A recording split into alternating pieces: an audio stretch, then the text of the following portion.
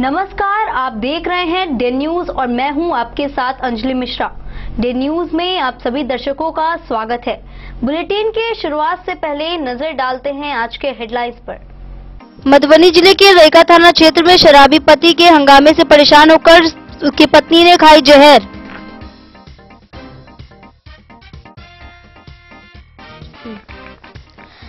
जल जीवन हरियाली जलवायु परिवर्तन एवं पर्यावरण संरक्षण को लेकर डीआरडीए सभागार में संवाद गोष्ठी का हुआ आयोजन। एसपी थाना पुलिस ने एक सप्ताह पूर्व अपहरण हुई एक नाबालिग लड़की को किया बरामद। मधुबनी की सभी सड़कों में लोग अपने घरों के सामने कंपटीशन में बनवा रहे हैं रोड ब्रेकर, हो रही है सभी लोगों को परेशानी।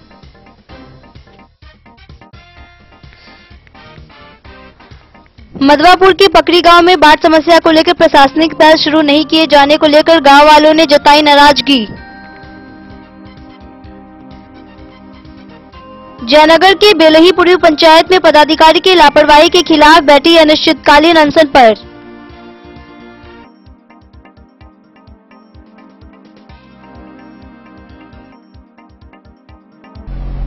खबरें अब विस्तार से। मधुबनी जिले के रईका थाना क्षेत्र में शराबी पति के कारण उसकी पत्नी ने जहर खा लिया। पति प्रत्येक दिन शराब पीकर हंगामा करता था, जिससे परेशान होकर उसकी पत्नी ने जहरीली दवा खा ली, जिसका इलाज मधुबनी के सदर अस्पताल में चल रहा है। वहीं शराबबंदी के बावजूद शराब बिक्री होने पर लोगों ने प्रशासन के खिलाफ आक्रोश व्यक्त किया है। मधुबनी जिले के रईका थाना क्षेत्र में एक शराबी पति के कारण पत्नी ने जहर खा लिया। सरकार की ओर से पूर्ण शराबबंदी कानून बनाने के बावजूद भी लोगों पर कोई असर नहीं हो रहा है। प्रशासन को सवालिया नजर से देखा जा रहा है कि आखिर लोगों को पीने के लिए शराब कहां से उपलब्ध होता है, जिसका जीता जागता उदाहरण एक मासूम बच्चा दे रहा है कि पारिवारिक कलह का मुख्य वजह शराब। उसके पिता प्रत्येक दिन शराब पीकर हंगामा करते थे, जिसकी वजह से उसकी पत्नी परेशान थी, जिसकी वजह से वह जहरीली दवा मंगवाकर खा लिया, जिसका इलाज मधुबनी के सदर अस्पताल में चल रहा है। इस घटना की पूरी सूचना नगर थाना को दे दी गई है।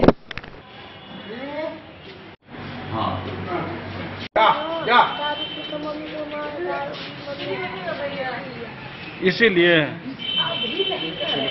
क्या नाम है तुम्हारा? और क्या खाना में सूचना गया है? मरीज अभी ठीक है, मरीज को हमने देखा है, सब बीपी प्रेशर ठीक ठाक है और साथ ही साथ थाने में को खबर दिया जा रहा है, तलावाज भी करवाया जा रहा है और जो उसके लिए जरूरी दवा है वो उसको दिया जाएगा।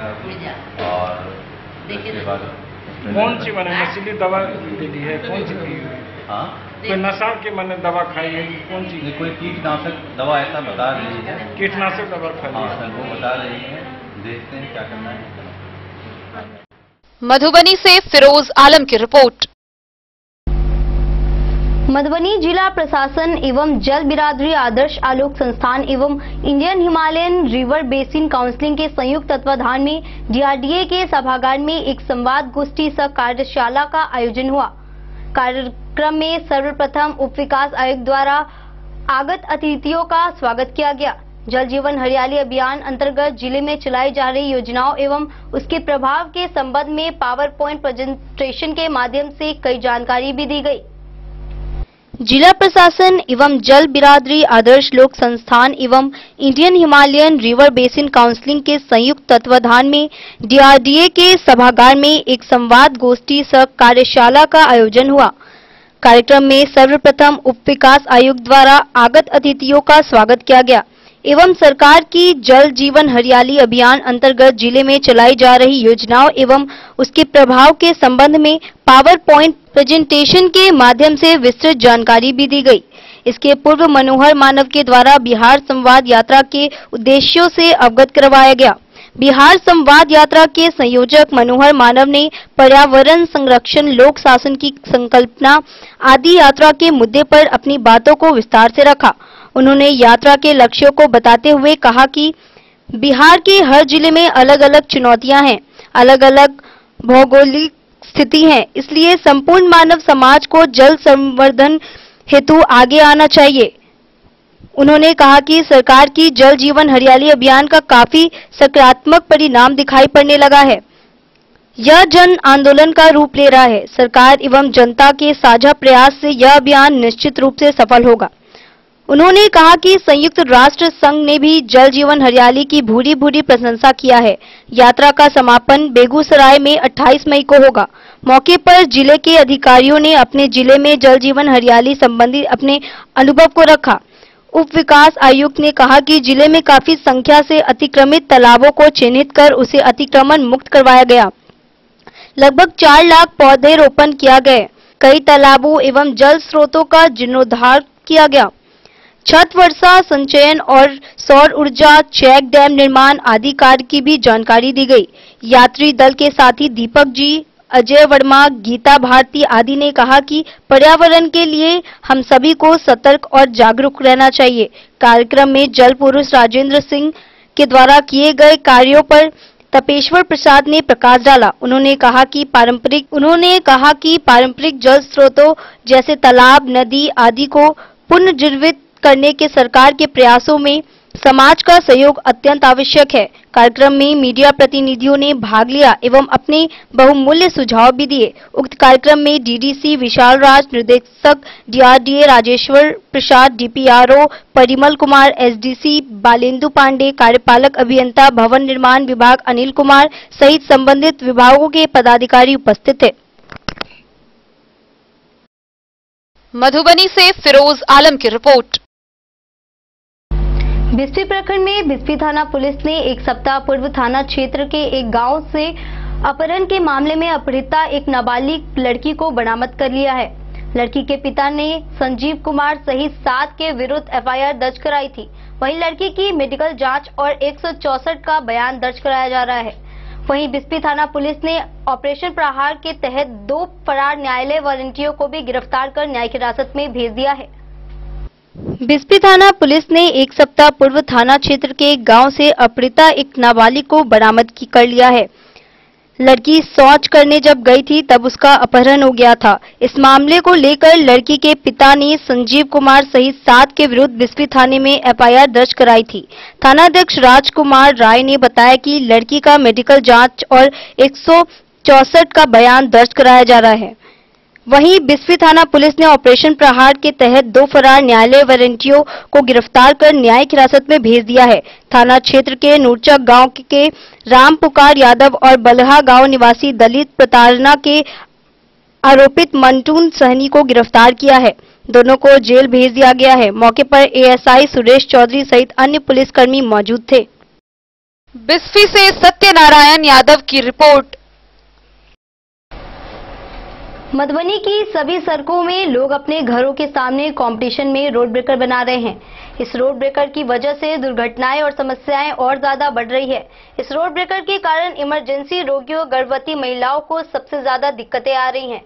साथ ही आम लोगों को भी कई दिक्कतों का सामना करना पड़ रहा है। मधुबनी की सभी सड़कों में लोग अपने घरों के सामने कंपटीशन में रोड ब्रेकर बनवा रहे हैं। इस रोड ब्रेकर से दुर्घटनाएं और ज्यादा बढ़ रही है। साथ ही 5 मिनट के रास्ते को कम से कम 45 मिनट लग रहा है। इस रोड ब्रेकर के कारण समय पर किसी इमरजेंसी रोगी अस्पताल भी नहीं पहुंचाया जा सकता है। गर्भवती महिलाएं जिन्हें अस्पताल ले जाया जाता है, शायद इस रोड ब्रेकर के कारण रास्ते में ही डिलीवरी भी होने की एवं कोई बड़ी अनहोनी हो जाने की आशंका बनी रहती है। ऐसे में जिला प्रशासन को इस रोड ब्रेकर को तुड़वाने हेतु कोई ठोस कदम उठाना पड़ेगा।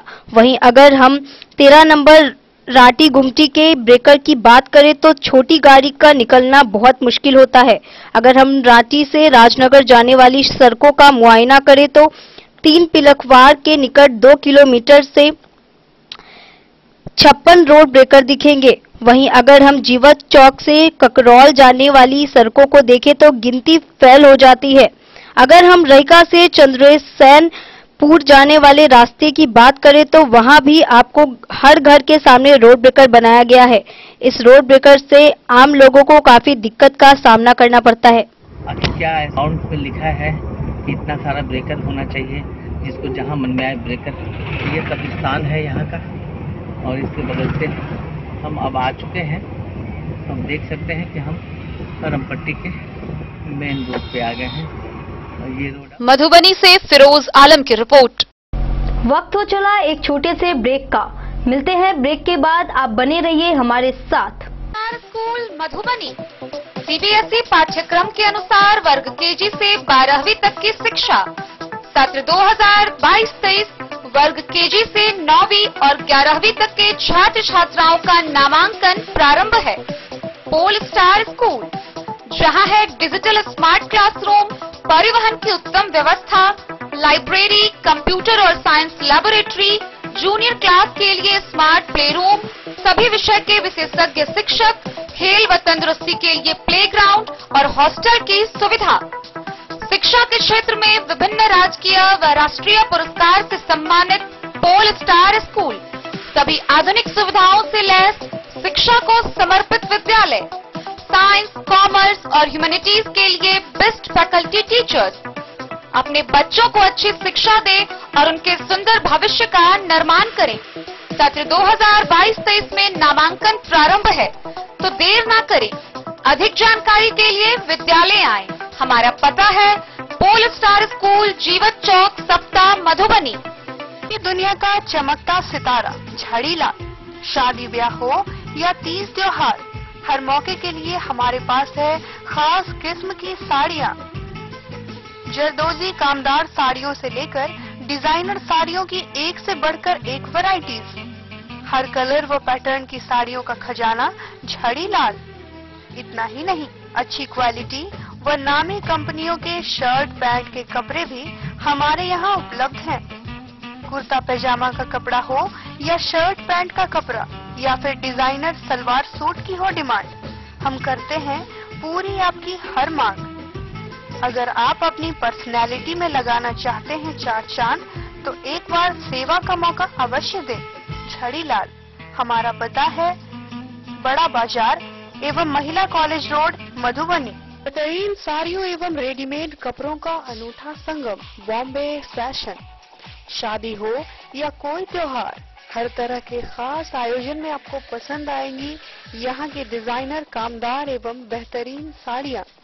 यानी अगर आप चाहते हैं सभी प्रकार की कामदार, फैंसी, बनारसी, प्योर सिल्क, सूती साड़ियाँ, सलवार सूट और लहंगा चुन्नी, तो सोचने की जरूरत नहीं, आए बॉम्बे फैशन। हम रखते हैं आपकी पसंद का ख्याल। शर्टिंग, सूटिंग एवं ब्रांडेड रेडीमेड कपड़े भी मिलेंगे आपको उचित मूल्य पर। यही नहीं, बच्चों के कपड़े बाजार से कम कीमत पर यानी होलसेल रेट पर प्राप्त करें। पता याद रखें, बॉम्बे फैशन, महिला कॉलेज रोड, मधु। होटल गोकुल राज,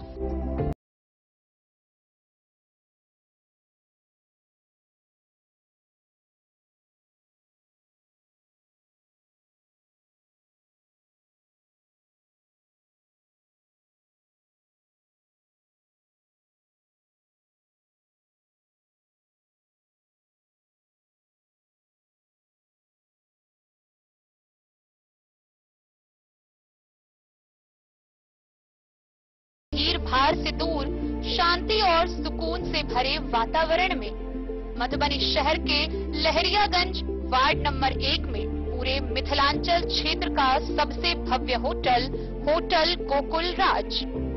4 मंजिला इमारत की इस होटल में है 4 बड़े बड़े बैंकेट हॉल, रिंग सेरेमनी, शादी, मीटिंग या पार्टी, हर एक आयोजन के लिए अलग से हॉल की व्यवस्था, रेस्टोरेंट की व्यवस्था जहां एक से बढ़कर एक लजीज व्यंजनों का मिलेगा संगम, और रहने का उचित प्रबंध, suite room, AC room, non AC room से सुसज्जित होटल जहां लिफ्ट की भी है व्यवस्था, पार्किंग का पूरा इंतजाम।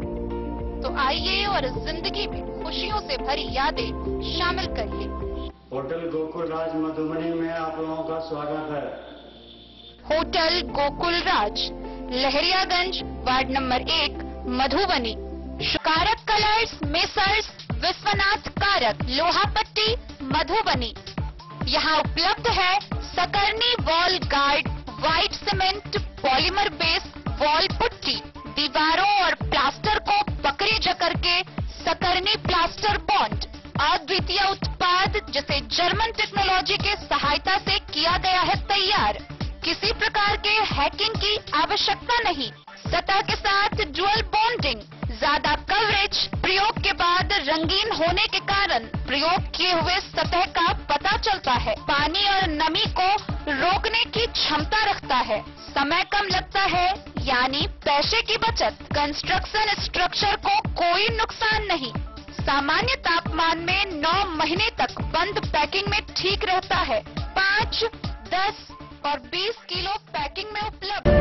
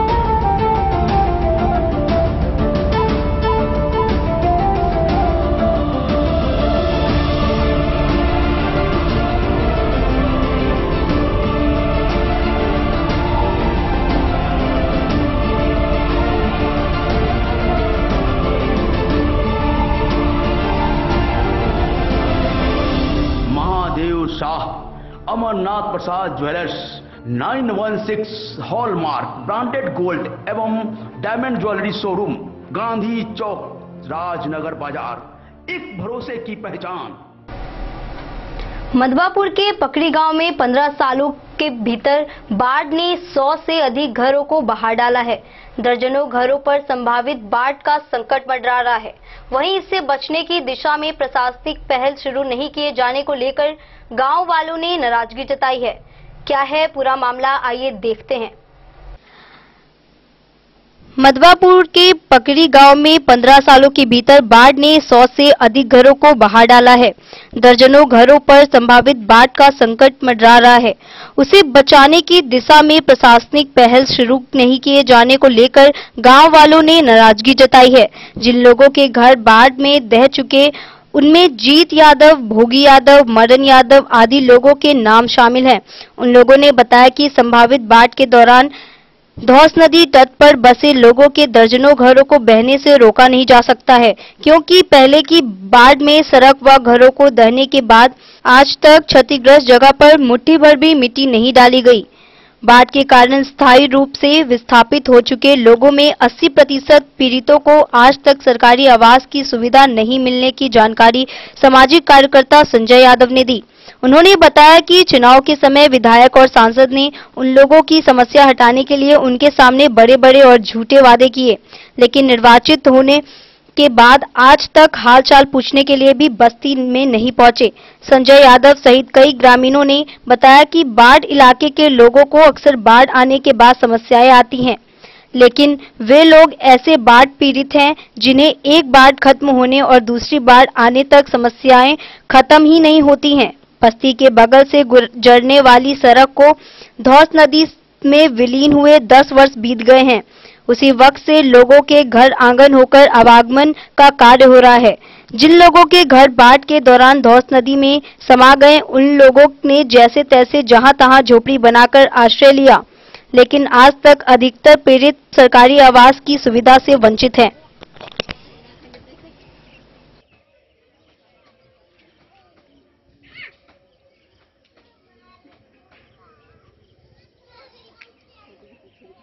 नाम बताइए। मिस्त्री साहब।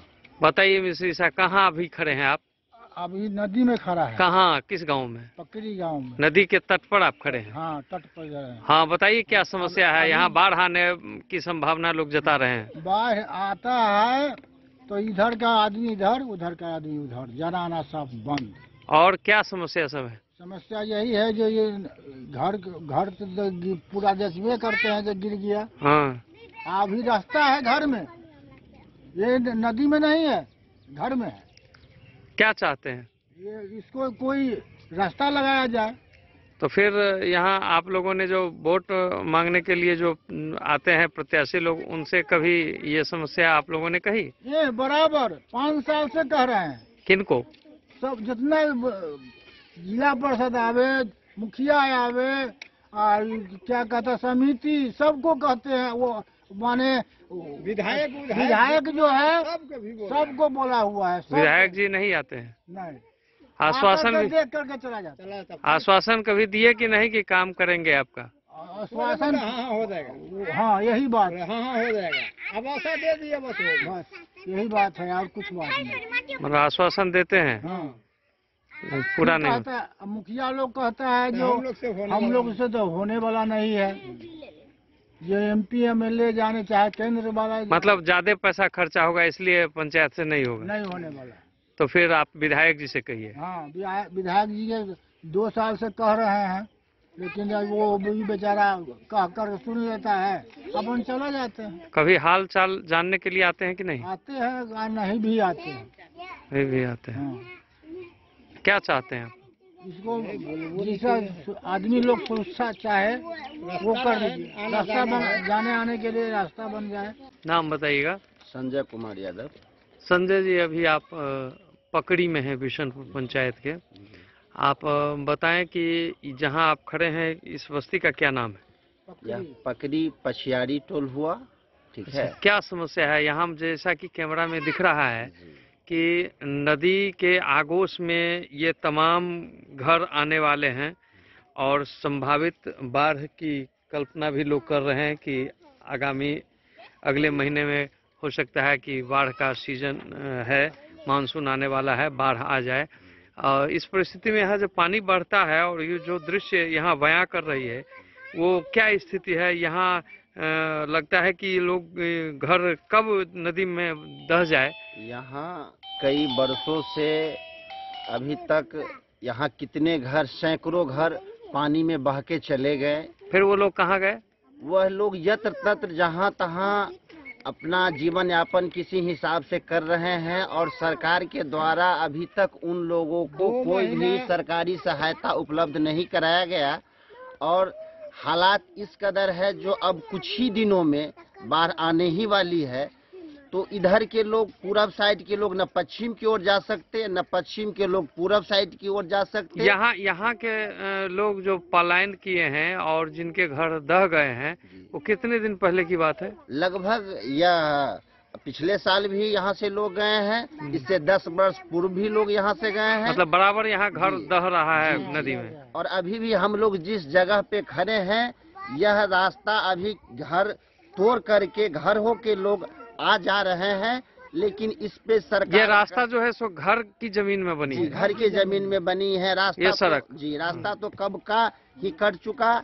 और यहाँ जो भी पॉलिटिकल लोग आते हैं, या तो सांसद हो, विधायक हो, या और भी प्रतिनिधि हो, जिन लोगों ने यहाँ आए वह आश्वासन के सिवा अभी तक उन्होंने कुछ भी नहीं किया। अब जैसा कि दिख रहा है कि छप्पर गिर गया है और इसके खंभे बिल्कुल नदी में चले गए हैं। ये नल जल का एक पाइप दिख रहा है, वो पाइप नल जल का भी उसमें नदी में एकदम सारी मिट्टी उससे चली गई है। इसी तरह की समस्या यहाँ बनी रहती है। जी, इसी तरह की समस्या बनी रहती है।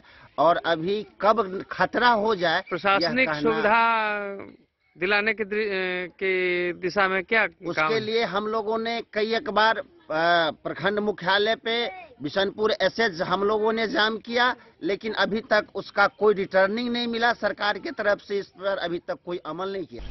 मधवापुर से शत्रुमर्दन कुमार की रिपोर्ट।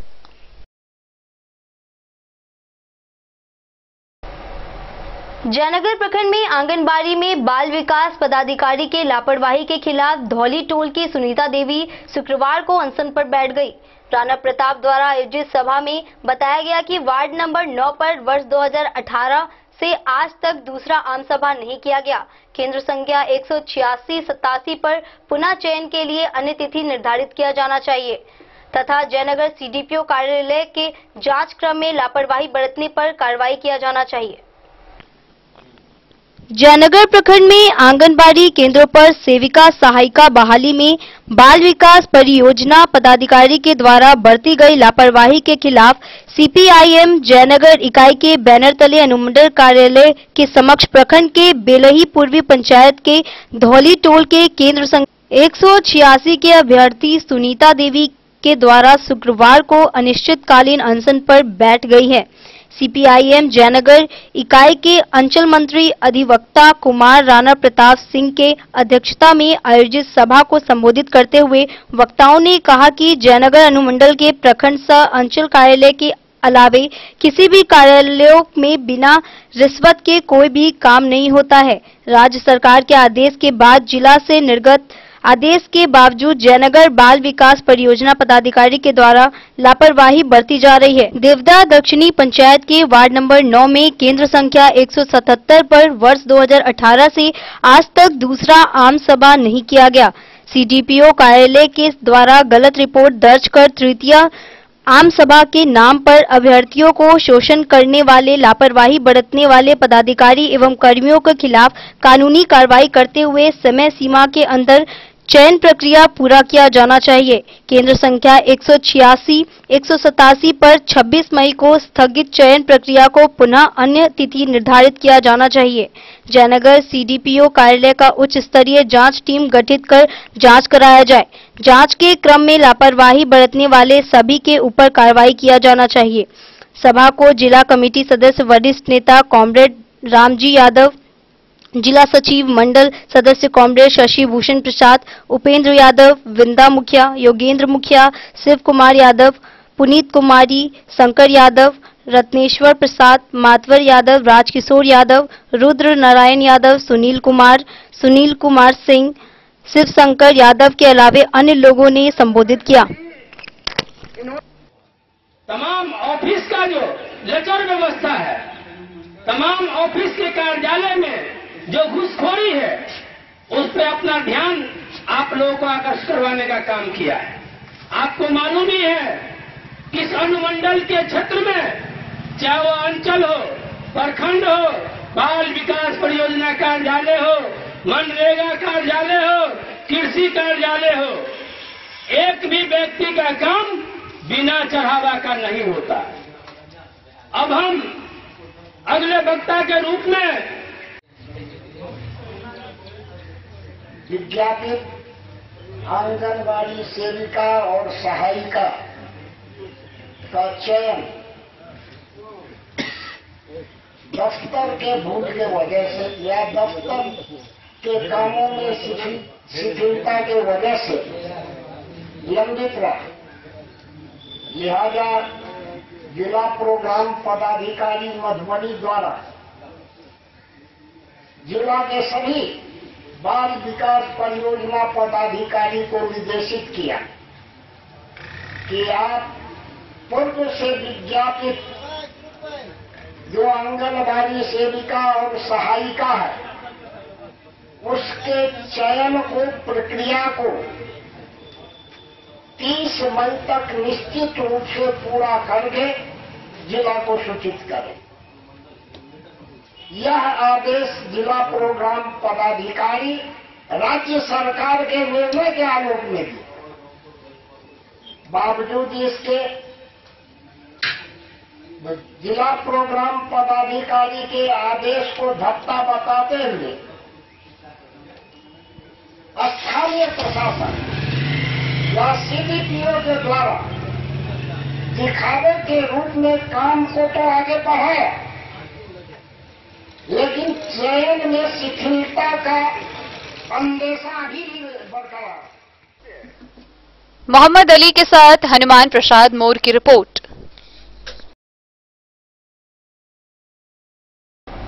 जयनगर प्रखंड के दुल्लीपट्टी गांव में एसएसबी मुख्यालय निर्माण के लिए अन्नदाता के कृषि योग्य भूमि को जिला प्रशासन के आदेश पर बलपूर्वक अधिग्रहण करने को लेकर अधिग्रहण स्थल के समीप कार्यालय पर बीते 27 दिनों से भूस्वामी के द्वारा अनिश्चितकाल सत्याग्रह आंदोलन जारी है। क्या है पूरा मामला, आइए देखते हैं। जयनगर प्रखंड के दुल्लीपट्टी गांव में एसएसबी मुख्यालय निर्माण के लिए अन्नदाता के कृषि योग्य भूमि को जिला प्रशासन के आदेश पर बलपूर्वक अधिग्रहण करने को लेकर अधिग्रहण स्थल के समीप कार्यालय पर बीते 27 दिनों से भूस्वामी के द्वारा अनिश्चित काल सत्याग्रह आंदोलन जारी है। उचित न्याय की मांग को लेकर सामाजिक कार्यकर्ता व भूस्वामी समिति के संयोजक वीरेंद्र यादव व शिक्षाविद मनीष कुमार के द्वारा जयनगर में पूर्व केंद्रीय मंत्री देवेंद्र प्रसाद यादव को एक ज्ञापन सौंपा गया, जिसमें कहा गया है कि दुल्लीपट्टी गांव में किसानों के बहुफसलीय कृषि योग्य भूमि को एसएसबी के द्वारा अधिग्रहण करने तथा कमांडर एरिया के तहत पूर्ण सिंचित कृषि जमीन में लगे फसल क्षति व खेतों में लगे पेड़ों की क्षति का उचित जमीन मुआवजा दिलाने की मांग रखी गई है। आवेदन पत्र में कहा है कि अधिग्रहण जमीन राष्ट्रीय उच्च पथ संख्या 527B से सटा हुआ है। आवासीय एवं व्यवसायिक बेशकीमती जमीन है।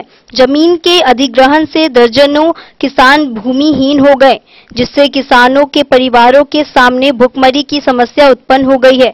वीरेंद्र यादव ने पूर्व केंद्रीय मंत्री से किसानों के समर्थन में सहयोग करने की मांग रखी है।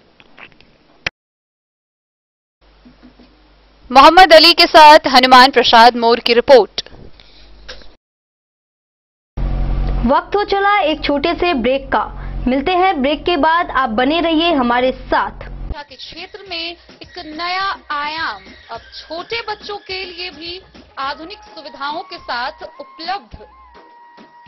विवेकानंद मिशन विद्यापीठ जूनियर, जहां क्लास प्री नर्सरी से 5th स्टैंडर्ड तक के बच्चों का एडमिशन प्रारंभ है।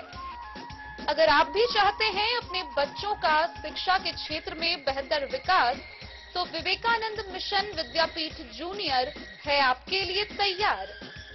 2.5 से 10 वर्षों के बच्चों के लिए आपको मिलेगा आधुनिक सुविधाओं के साथ एक बेहतर शिक्षा का माहौल। सीबीएसई बेस्ड करिकुलम सिलेबस के साथ साथ स्टूडेंट्स होंगे art and craft, game and sports और कल्चरल एक्टिविटीज में अव्वल। इंग्लिश मीडियम के माहौल के बीच स्टूडेंट्स बनेंगे स्मार्ट, जहां किताबी ज्ञान के साथ साथ हर क्षेत्र में स्टूडेंट्स होंगे अवेयर। हॉबीज और इंटरेस्ट को मिलेगी प्राथमिकता। तो आइए और अपने बच्चों के बेहतर भविष्य के लिए आज ही नामांकन करवाइए। विवेकानंद मिशन विद्यापीठ जूनियर। हमारा पता है तिरहुत कॉलोनी, नगर परिषद, main road, ward number 21, Madhubani. Ayurveda अपनाएं, निरोगी जीवन पाएं। आईएमसी के आयुर्वेदिक प्रोडक्ट अब आपके शहर मधुबनी में भी उपलब्ध है। स्वस्थ और निरोगी जीवन के लिए स्वदेशी आयुर्वेदिक प्रोडक्ट वर्षों से करोड़ों ग्राहक का विश्वसनीय आईएमसी लेकर आया है आपके लाभ और सुविधा के लिए विभिन्न आयुर्वेदिक औषधि। कब्ज हो या पेट दर्द, बालों का झरना हो या वजन का घटना, डायबिटीज की समस्या हो या फिर परेशान कर रहा हो लो या हाई ब्लड प्रेशर, जोड़ों के दर्द से लेकर आंखों की रोशनी बढ़ाने में कारगर है विभिन्न औषधि। साइड इफेक्ट की चिंता नहीं, स्वस्थ जीवन की पूरी गारंटी। आईएमसी आयुर्वेदिक प्रोडक्ट, तो करोड़ों भारतीयों के विश्वास को आप भी अपनाएं और जीवन को। ब्रेक के बाद एक बार फिर आप सभी दर्शकों का स्वागत है। आगे बढ़ने से पहले नजरें एक बार हेडलाइंस पर। मधुबनी जिले के रेका थाना क्षेत्र में शराबी पति के हंगामे से परेशान होकर उसकी पत्नी ने खाई जहर।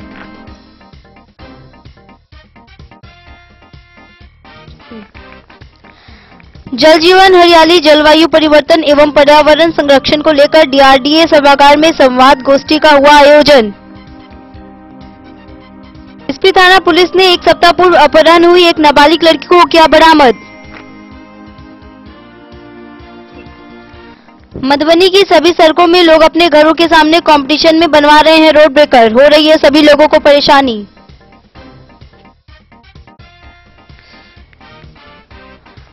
मधवापुर के पकड़ी गांव में बाढ़ समस्या को लेकर प्रशासनिक पहल शुरू नहीं किए जाने को लेकर गांव वालों ने जताई नाराजगी। जयनगर के बेलही पूर्व पंचायत में पदाधिकारी की लापरवाही के खिलाफ बैठी अनिश्चितकालीन अनशन पर।